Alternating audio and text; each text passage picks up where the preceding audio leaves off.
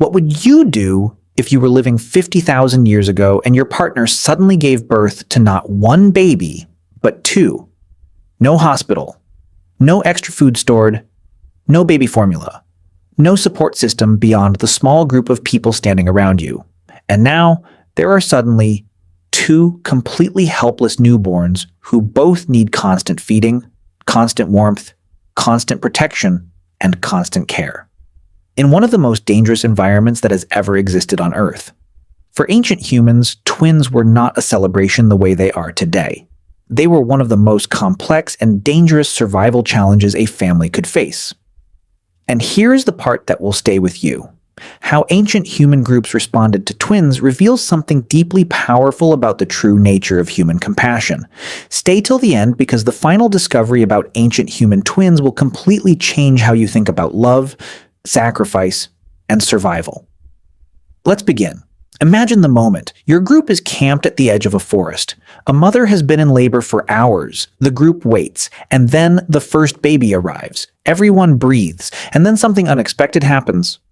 A second baby follows. And the entire group goes very quiet, because everyone understands immediately what two babies means in a world where survival is already difficult enough with one. First, you need to understand what twins represented from a pure survival mathematics perspective in the ancient world. A single newborn ancient human baby was already an enormous demand on resources. It needed to be carried constantly because it could not walk. It needed to be fed frequently because it could not find food. It needed to be kept warm because it could not regulate its own temperature. It could not be quiet when predators were near. And it completely occupied at least one adult who could otherwise be hunting, gathering, or protecting the group. Now, double all of that. Two babies. Same adult capacity, same food supply, same predator threats, same need to keep moving across difficult terrain. This was not simply difficult. In many ancient environments, it was genuinely dangerous for the entire group. So what actually happened when twins were born in ancient human communities? The answer is far more complex and far more human than most people expect. And it varied enormously depending on the specific situation the group was in. In the best circumstances, when the group had enough food, enough adults, and were in a stable, safe location, twins could be embraced fully, and evidence suggests this happened regularly. Archaeological sites have revealed skeletal remains of twin children buried together with care, with objects placed alongside them, suggesting they were valued members of their communities who lived for years.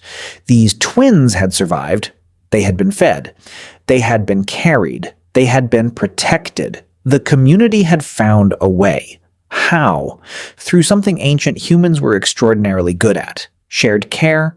Other women in the group who were nursing their own babies could also nurse a twin. This practice of communal nursing is documented in nearly every traditional human society ever studied. A mother who had just given birth herself could feed an extra infant alongside her own. Older children in the group could carry and mind one twin while the mother cared for the other.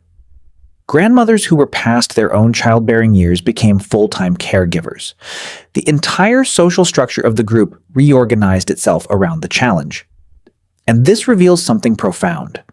Ancient human communities were not just survival units. They were care networks. The moment someone in the group needed more than they could manage alone, others stepped in automatically. Not because of law or obligation, because of bond, because of connection. Because of something we would today recognize simply as love. But the difficult truth is that not every ancient group was in a position to do this. Groups that were already struggling, already hungry, already on the move through harsh territory with limited adults. These groups faced an impossible calculation.